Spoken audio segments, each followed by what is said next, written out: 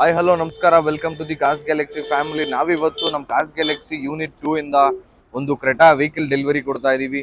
2016 ಮಾಡಲು, single owner, superb ಆಗಿದ್ದಿದ್ದು vehicle. ಅವ್ರು ಬಂದು ಮಹೇಶ್ ಅಂತ ಹೇಳಿ ನಮ್ಮ ಕಡ್ಕೊಳ್ಳೋದವ್ರಿಗೆ ನಮ್ಮ ಹತ್ರ ವೆಹಿಕಲ್ ಪರ್ಚೇಸ್ ಮಾಡಿದ್ದಾರೆ.